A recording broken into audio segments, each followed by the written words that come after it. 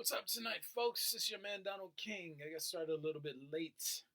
I had some baking to do, so I had to get that knocked out real quick.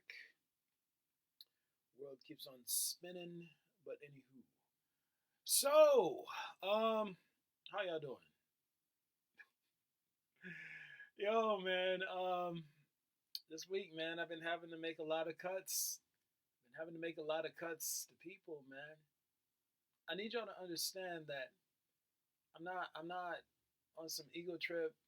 I'm not like wilding, like because people are doing little things to microaggress or whatever. I'm not in my feelings about any of this. This is very mechanical, right? Trying to get people to focus on what's going on, what's happening, what I'm trying to explain to them. Because again, I'm describing something that I'm allowed to see, but I'm sharing something I'm supposed to share. These are not Donald King's thoughts and ideas. And when you come around trying to compete against me, when you come around trying to undermine and invalidate what I'm doing, even in the slightest way, you're not disrespecting me. You're disrespecting the thing that was like, yo, this is what you're going to say. This is what you're going to do. A lot of you people, a lot of the people who I'm having to nix, I'm having to get rid of you, and I don't want to because I really like you. Some people I give multiple chances to, more than I give to others, but they just want to be disruptive. And they try to trend other people into being disruptive too. And I get that they're like, oh man, fuck you, Donald King. You don't have any power or authority because that's the way you're trained through the socialization process. I get that. I get it. But in that same way, what I'm doing is not, it's not for fun. It's not an elective thing. It's not something I'm doing for shits and giggles. It's certainly not something I do for pride or for attention. I do it because I'm supposed to. When you take upon yourself the authority to try to undermine, invalidate, or grade what I'm doing towards dominating me or asserting dominance over me in your mind, one, you're a fucking raging narcissist, but two, you're being very disrespectful, not just to me, but to all the people who actually want to understand what I'm saying and doing and who want to benefit from what I'm doing. Maybe you want to throw your life and potential away. That's fine. Maybe you're so jaded on the human experience and society has beat you down to the point that you're just ready to give up and you don't give a shit. You're just ready to move on to anything but this place. I get it. I feel that. I really do. More than you could possibly know. A lot of you are nihilistic. A lot of you, especially those of you who are who are religious ideologues, you got an attitude because I make sense, but I say things that don't verify your beliefs. And you guys have invested a lot of years, a lot of energy, a lot of effort, a lot of resources into going to a place to listen to someone tell you that everything is going to be okay and that you're right. I get having an attitude with me. I get being upset by it. You guys got to understand, I was initially very offended when I went to heaven because it meant I was wrong. And yeah, I had an attitude and, well, I'll just be crazy. Fuck it. None of this matters anyway. I mean, shit. Because life had beat me down to the point where, or life in society, more accurately, it beat me down to the point where I was just ready to give up and move on to anything but this. And when you have that mentality, you take no you take no issue with being irreverent and being disrespectful and trying to aggress against people and force your will on them. I get it. Unfortunately, you're not doing that to a dude. You're doing that to a thing using a dude as a puppet. That thing does not tolerate human vanity. It doesn't tolerate any act of aggression or dismissiveness towards it. Me getting rid of these people is actually doing them a favor. Because even though it does limit the ways in which they're going to be able to reverse the negative impacts they made, at least it prevents them from making further negative impacts and getting themselves in an even worse predicament. I'm not doing this for pride. I'm doing this because I'm supposed to. A lot of this isn't fun. I lost my family. I lost so many things that mattered to me in life. I lost my identity. I lost my possessions. I lost. Now I have to live by the old motto, um, as my grandmother often says to me, give us this daily bread. I haven't been able to build up enough reserves to give myself any measure of security or any semblance or perception of security. I'm given just enough by reality. And that's just being honest, man. I get done what needs to be done. I always show up and do my best, but this hasn't been an easy thing.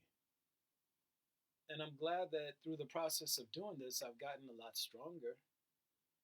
Honesty and bravery are mutually inclusive things, and the more honest I became is the braver I've become. But I mention all that to say I get your disdain, I get your desire to buck back, to not be bogged down with any other thing that diminishes your quality of life and or imposes will onto you. I get it. But this is not your regular circumstance. It goes to the point of what tonight's podcast is about, right? In tonight's podcast, we're talking about uh,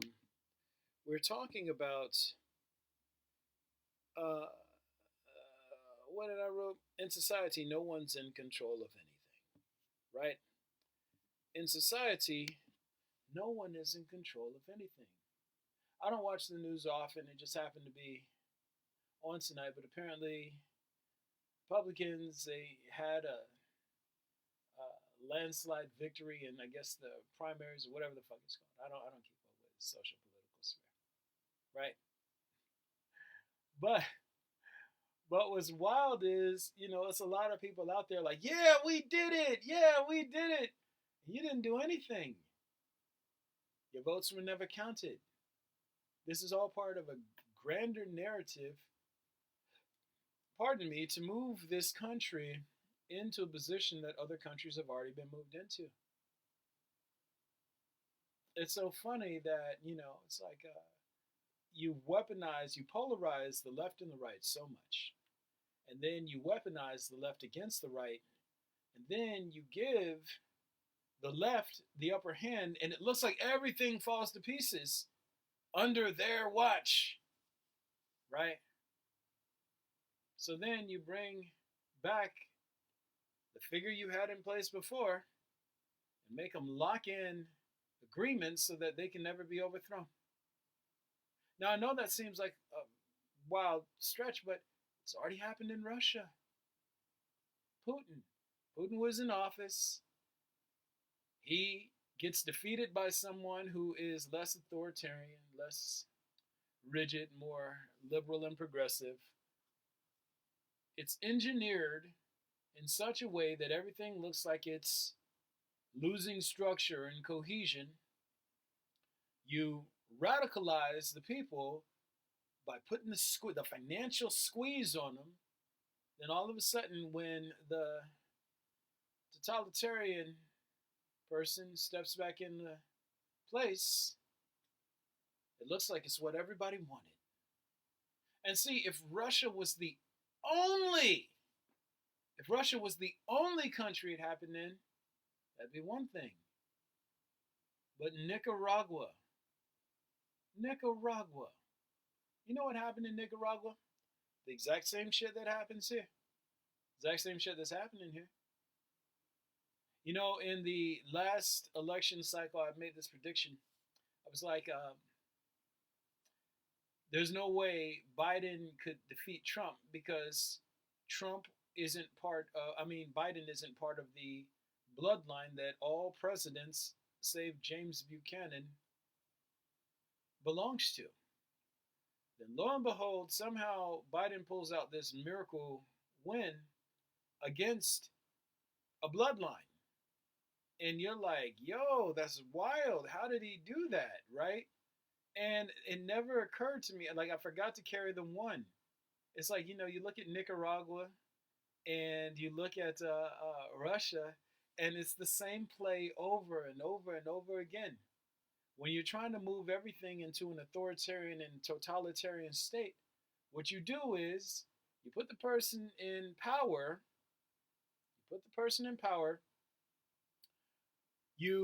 they start doing all sorts of corrupt and questionable shit, silence them by letting them allegedly get defeated in an open election, bring them back into power, lock down democracy, just make sure that there's no more democratic state. And voila, you have a totalitarian rule, totalitarian regime. And the reason why I mention all that is like, because it's like, here's the thing. Like, and I want you to understand this. Like, let's say that you're an intelligence agency who happens to be working for the global elite. Now you're like, oh man, we have to suppress this guy. He's going to give away our game plan. But what you all don't understand is that this is not really a game plan. It's part of pathology. It's literally a parasite trying to take over a host at a mechanical level. I'm saying that as an avatar. Speaking as an avatar. Right? It's the same play over and over and over again. The worst part about it is the United States is on the chopping block anyway. It's on the chopping block anyway. So the social parasites that want to like just put corrupt people in power so that it's like they can just ravage the resources of this country prior to weaponizing the rest of the world against them. It just so if you're following the stories, then you're kind of like, oh man, what's gonna happen next? You dialed into that channel. You dialed in. You're on the edge of your seat. Like, what's happening? Tune in next week. Same bat time, same bat channel. You know how it goes. Now, if you understand it at a mechanical level, at a biomechanical level, then it's just a parasite making its move. Using or self-actualizing through agents that it has nurtured into serving it by appealing to their vanity, their desires for consumption. And the worst part about it is it's all of these modes, they're self-terminating modes. If all these people out here, Republican, these conservatives, they're like, oh, we won. Your choice was never even factored in. You help move the story. You help lend legitimacy to the story, but you're not making shit happen in society ever. And see, it's not just happening at like the low level blue collar and blue collar and under poverty levels of society that you're not in control. Even at the higher scales of playing, you're not in control. You're part of a self-terminating mode.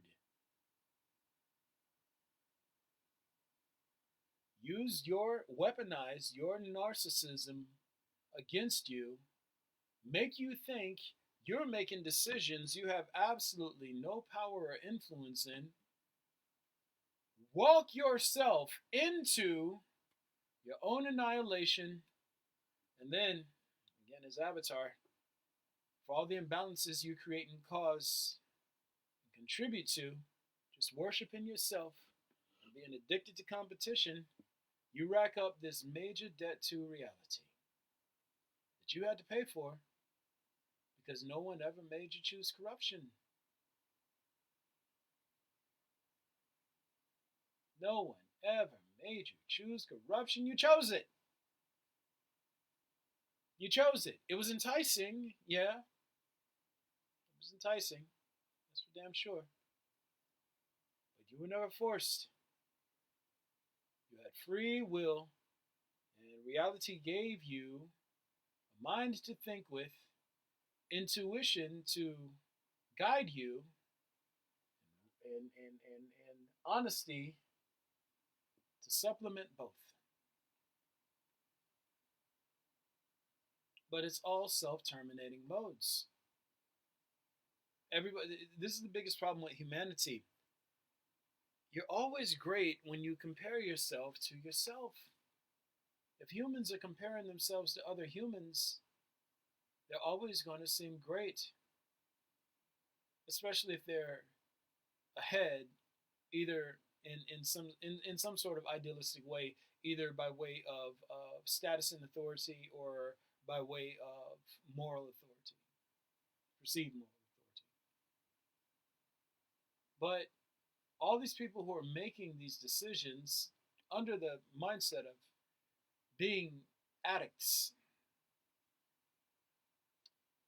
they think that they are in control, that they're making this stuff happen. And they're not. People who are, you got the low level Republicans and Democrats fighting each other. Oh, yeah, we beat them, we defeated them, we showed them. You didn't do that shit. That had nothing to do with you. All somebody did was appeal to your pride and appeal to your dumbass tribalism and make a decision on your behalf so that ultimately they could move the ball forward in a grander agenda.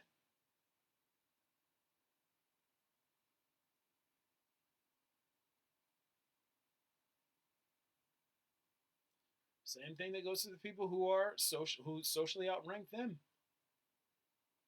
Intelligence agencies, they're like, oh yeah, we're in control of everything. No, the fuck you're not. You're not. You're working at the behest of someone else, and it's part of a self-terminating mode too. It's very much like that scene from The Dark Knight in the beginning where the Joker is running around, and again, I said this in my last podcast or maybe the one before it, but they're all robbing the mob bank, and as soon as someone executes a task, they get killed by the person who has the next task to sort of execute, on and on and on down the line. This is how corruption works. It has absolutely nothing to do with your input. If corruption works that way, then parasitism works that way. And again, all of this traces back to a parasitic twin universe growing into, cannibalizing, and transforming the body of this universe. Society is an expendable, humanity, society is an expendable building block to this parasitic twin. I don't give a fuck about what happens to these motherfuckers. The only thing that I want from them is to get gold so that I can use it to build larger structures in space. Yeah. People at the top of society, they're controlling those beneath them and answering to someone above them, even extending up to extraterrestrials. It's biomechanical. No guesswork needed. No guesswork needed.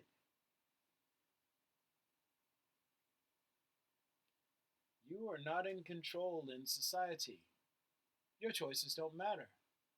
The funny part about it is the higher up you get in society and the more narcissistic and divorced from reality you start, these people start getting as they are they're able to live sort of lives that are completely removed from what's happening in the world around them, where they don't have to be aware of anything. They don't have to be cognizant of the how the impacts they make on others in the world around them actually affect things or affect them beyond the mortal coil. They can just live in these sort of secluded bubbles, and they're psychotic. But the reason they're psychotic is because they're who corruption manifests through most readily. If corruption is the well, they are right there. The rest of the humans might be somewhere off in the desert wanting water. If corruption is the well, they are right there, just drinking it. Oh, yeah, worship us, we are great. Not realizing they're part of a self terminating mode. That's why I do the work that I do, guys. That's why I do the work that I do. I help people understand this, the mechanism behind what's happening. I help people understand the mechanism behind what's happening.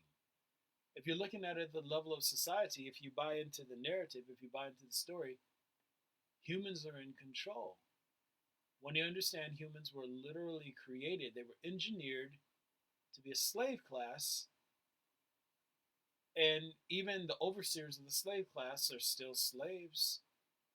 When you understand this at a mechanical level, then and you start using your God-given, your reality-given faculty of reasoning and your ability for honesty and your faculty of intuition, when you start syncing up with how things are in reality and you stop listening to and dialing into and trying to force your story onto others, then all of a sudden shit starts getting real interesting. Like you think you're balling because you lording it over groups of humans. Okay. What happens when that's not the case? What happens when you're under heel and all of a sudden you realize that all the time you could have spent learning about the situation and circumstance was wasted competing against humans and trying to dominate them? That is probably the main point I want to drive home on this. If you're an ideologue, you're trapped in competitor mode. If you're trapped in competitor mode, then guess what? You are necessarily on a self terminating path. That's the case with all diseases. When you're trapped in competitor mode and you can't get out of competitor mode, you are necessarily on a path to self termination. Look at all these people doing this stupid shit at the top of society now. They're using the liberals as a shield to launch these really aggressive policies against the masses, so that when they're found out, when I guess everything starts to fail, everyone will blame the fucking liberals, and they will want, and people will beg for authoritarian, totalitarian rule.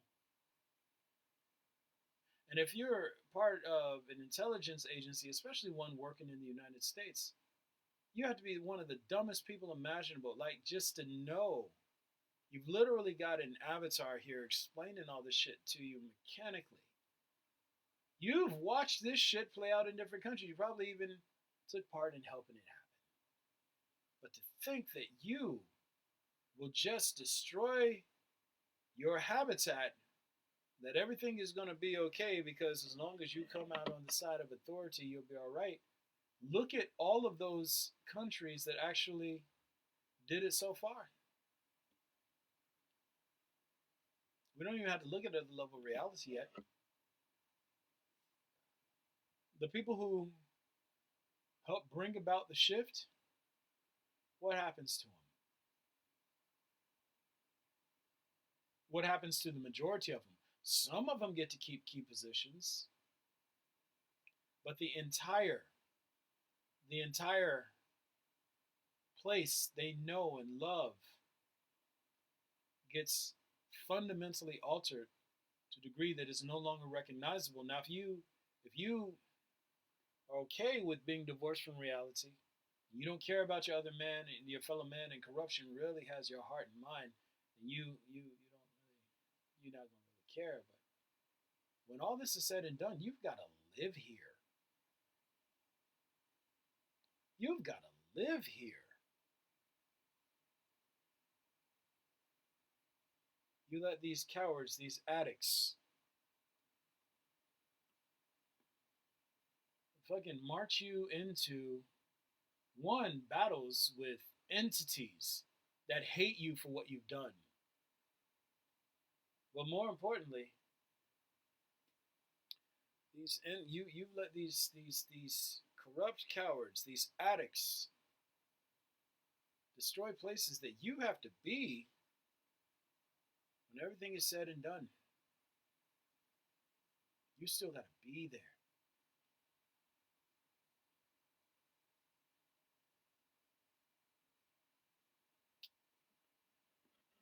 Mm, tough break, man. You know, I put this post up on my wall and I was explaining, I forget what I was explaining. I'm always reading principles, so it's like, damn it. It'll come back to me as I'm going. Things that happen in idealism and things that happen in reality are mutually exclusive things. If you live exclusively for idealism and you let your pride and beliefs you hold and information and ideas you take on authority because they've been disseminated to you by individuals who represent authority to you on some level, when you choose to defend ideas and block information and reality out, you are necessarily corrupt, but you're making an enemy out of reality in that moment. Like, hey, I'm going to disregard you, reality. I'm going to go with what's most convenient to what I desire. I'm going to disregard you and go with what I want. Think about a cell in your body carrying that attitude. What if a cell on your finger was like, fuck you, body, I'm going to do what I want? It'd be diseased. It'd have to get cut away because before you know it, what happens if it trends other cells into behaving that exact same way? Before you know it, you've got a corrosion state going on and you got gangrene. Fuck you, I'm gonna do what I want. Anything that carries that shitty attitude, that outlook, that paradigm, that approach to life has to be cut away and purged with extreme prejudice. And no one makes you think or behave in this way. That's the worst part about it. Like, you literally have a life coach sent to you by reality itself. And it's like, yo, I know y'all got a raw deal. I know you were given tons of misinformation. I know that you've been like falsely allowed to believe that you're masters of destiny and you're masters over me, but I assure you that you're not. Everything you do here does count against you. You've racked up massive debts. You're in a lot of fucking trouble. I'm gonna send somebody to help you out. And being trapped in that aggressor mode, being trapped in that aggressor competitor mode, that aggressor parasite mode, only thing you're going to try and do is compete with the coach that's literally been sent here to help you find your way out of some shit it's not even your fault for being born into. It's wild. You know, a few videos back, maybe 10, 20 videos back, I don't know, I was explaining how, corruption, it violated the soul of this infant. How that infant came to think, behave, and move like a disease is because the source of disease came along and violated it in the worst way imaginable. Now, it's not the baby's, it's not that parasitic twin's fault, but the reason why reality has to cut away all of the corruption from the parasitic twin is because when corruption violated the kid, it basically trended the kid into perpetuating the cycle, into living, thinking, behaving, and performing as a disease, as an aggressive parasite.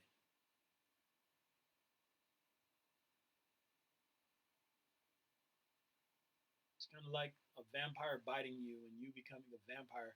Only imagine that happened to a baby.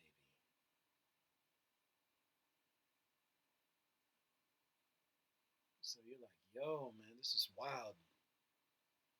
This is wild. But every imbalance that the baby, that parasitic twin, causes to its sibling,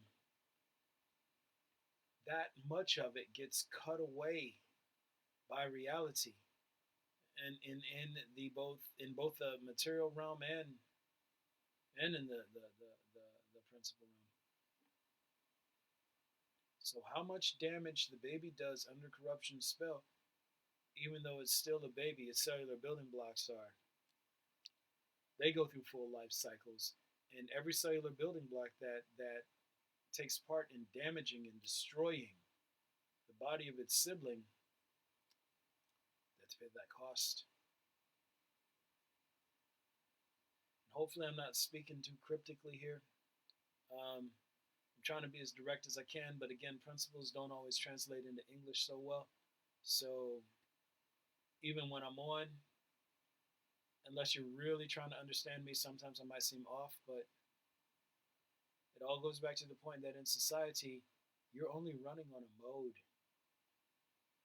You're running on a mode that has a preset, and that preset is set to self termination. You're so busy competing against other humans that you can't stop competing long enough to recognize and sync up with reality. That's what I'm trying to get you to do. At the beginning of these podcasts, you hear me say, you see me always post, calm down. I'm trying to get you out of an aggressor competitor state.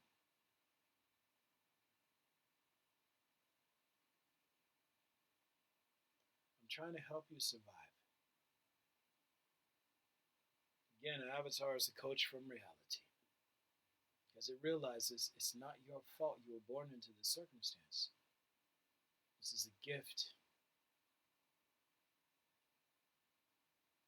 Now, not everybody's going to benefit from that gift because some of you are really given to competition. You're really given to corruption. You're really given to pride. And you're addicted to these things to such a degree that you can't hear, see, or consider anything other than, I must be evil for not saying you're right. I must be evil by undermining and invalidating your inner story.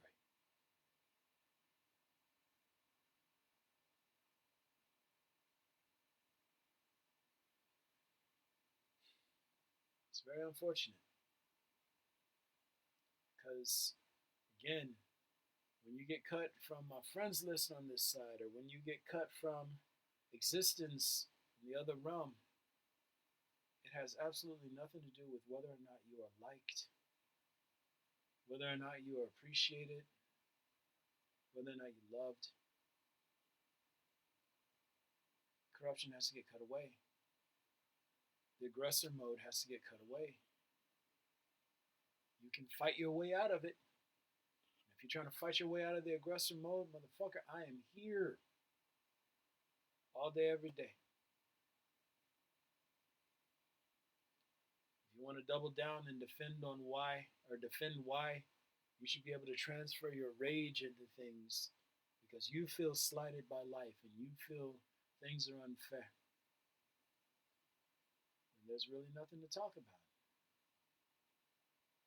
If you want to be the perpetual victim, that is on you. If you want to get better, you got all the help you could ever want and then some right here.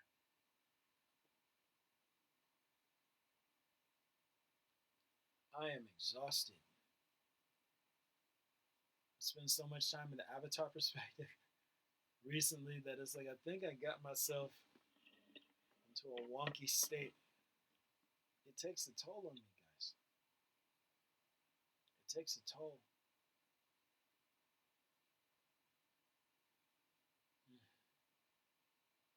As long as I'm doing good, so that when I'm out of this body, I can say I did the best I can. I'm all right with it.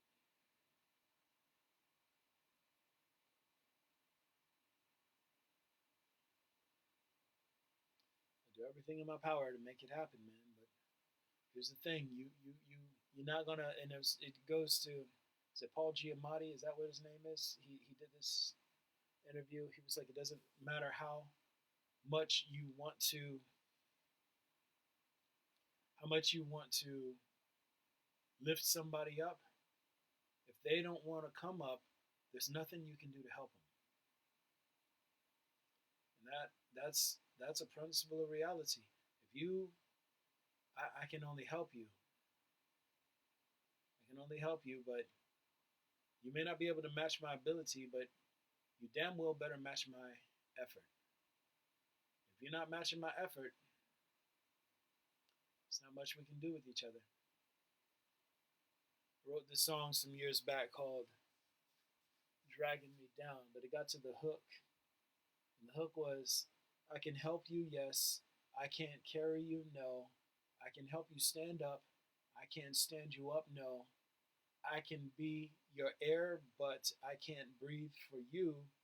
I can be the way there. I can't be the way through.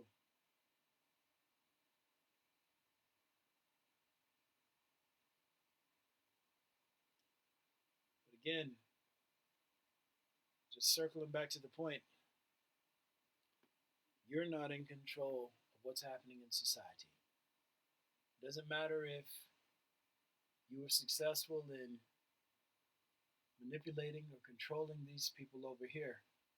You're still following a mode. It doesn't matter if your team beat this team over here, allegedly. You're still following a mode. It doesn't matter if you have all the info or intel on these people over here, or if you've tracked them and bugged them, or you can follow the ever movement. You're not winning.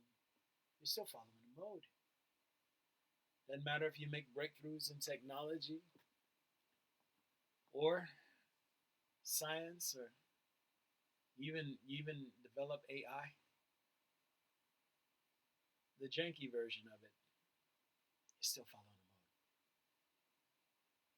mode. It goes to the end of the Matrix movie when Smith, this thing that spread like wildfire. This he was authority, angst. He represented all these things. I should probably do a series on how off the Matrix was, but how on it was on a lot of different points too. But Smith, he goes around, he's beating up Neo. He's transferring all his rage into him. You're gonna take my rage, Neo. And then, and Neo's just standing there, and he's standing. The Smith is beating him down, punching him. You see the thunder crash behind him. Ah, yeah, he punches him. And then, you know, Smith says, wait. So I stand here and I'm supposed to say, this is the end, Mr. Anderson. Wait, that can't be right. What? He's like, yeah, you're just a mode. You're just following the program. What does Anderson do? He completes the program by ingesting Neo, consuming him right before he self-terminates.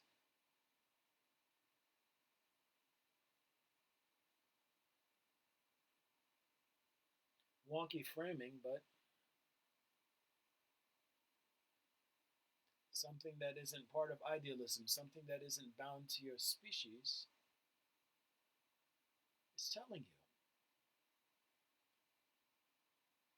you. This is how it works at a mechanical level. You self terminate. The funny part about it is, this is where the Matrix sort of went left. Is Anderson always had the ability to reason. He had the ability to think, but he could never stop trying to compete against Neo long enough to not self terminate. Smart.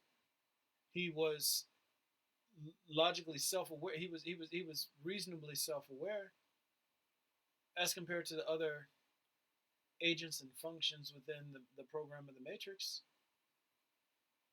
Remember when he got Morpheus in the chair? He's like, if I'll be honest with you, I can't. I hate humans. You're like a disgusting virus. It's like the stink of you. I know there's no such thing as a stink, but the smell of you just, I hate you. I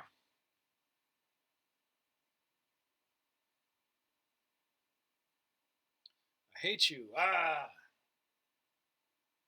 And in that moment, he could have realized what he was as a function of a program that, as soon as he was considered defective, as soon as he was considered broken, he was instantly dispatched.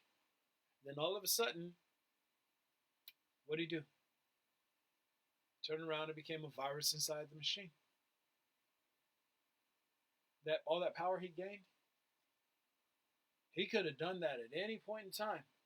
And he didn't even have to go the sinister route with it. He could have actually been like, hey, Matrix, yo, I did all this in service to you, and at the end, I was a scrap program? You know what? Fuck you. As a matter of fact, I'm going to help wake humans up. Could have gone the opposite direction with it, but what did he do? He decided to cater to his own pride and his ego and his vanity. I'm going to go and compete against the person who beat me. Following a mode. Following a fucking mode. Anyway, guys. See, we have no commenters tonight, so that's cool. Yeah, man. Y'all already know what it is.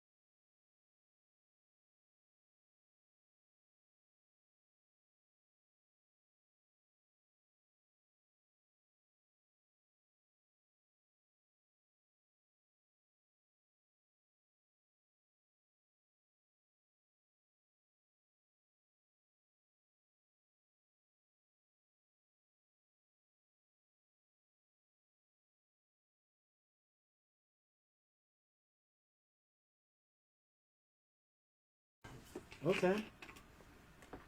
Let's see how far back this was. 3 minutes ago. Guys, can you hear me now? It seems my mic, I think the cord got kind of tangled.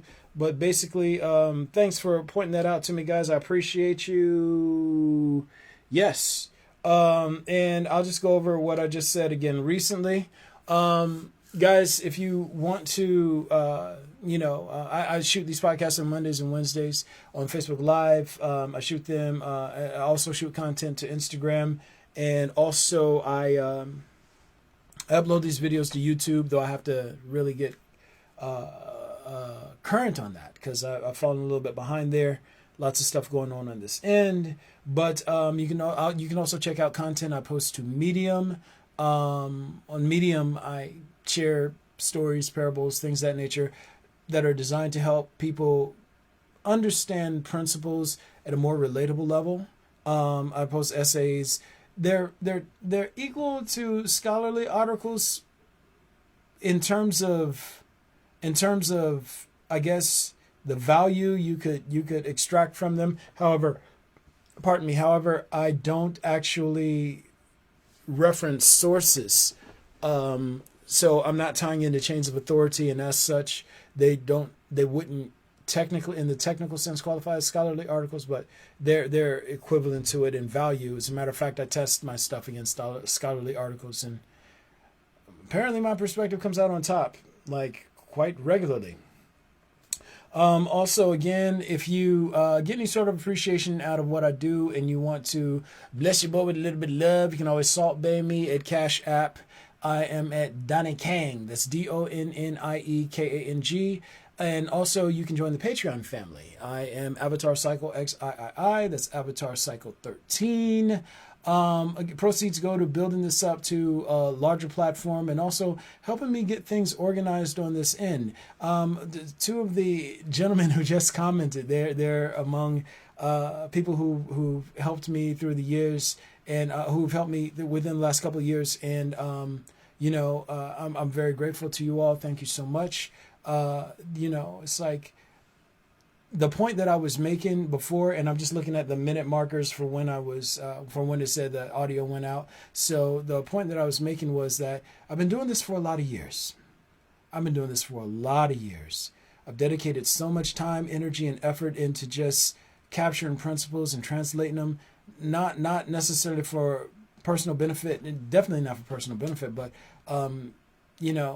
in the hopes to actually help people. The thing is, I realized that it's not fair for me to claim that I am performing through this perspective and that everybody needs to understand this information and they need to know it, become aware of it, and not also give people an opportunity to be part of that process. Okay? Like if you help clear the path for this thing to be heard, you're helping reality. You're helping reality. And so far as I can tell, at least from what I can see through this perspective that's been afforded to me, helping reality is helping yourself. You're lowering the negative, for lack of a better expression, karma score to reality. You offset the negative impacts you made on reality by doing things to help clear the path for it. Right? And it takes a lot of work. There's a lot of stuff that needs to be done, and trying to juggle too many hats, trying to stay afloat while trying to help people, it burns through me. I'm tired. And the less I have in the way of energy is the less I can do to help elevate people and help be the coach that I was commissioned to be by the system of reality itself. So help me help you. Anywho, guys, we're going to circle back. My brother, I'm absurd. Guys, we're going to circle back to the point of the OP before I'm out. Guys, in society, no one is in control of anything. You're not. If something goes the way that you were hoping or anticipating for it to, you're not in control of it. Because even when you think you're in control, even when you get an outcome that is suitable to you, the outcome that's suitable to you only occurs because it serves a higher function for something that's performing above you. It serves a higher purpose for something that's planning to not just live and benefit at your expense, but live and benefit at the expense of everyone. So even if you're in like the top tier of society and you're kind of like, oh, we don't have to listen to those paupers, those slaves. You're only thinking that, you're only doing that because something is performing through you on a larger scale of plane and using your vanity and your competitive spirit as a weapon against you to turn you into a weapon against them, to turn them into a weapon against them, to turn them into a weapon against them. That's how it works at a mechanical level, guys. It's your man, Donald King. I'm out! Love you guys who tuned in. Thank you.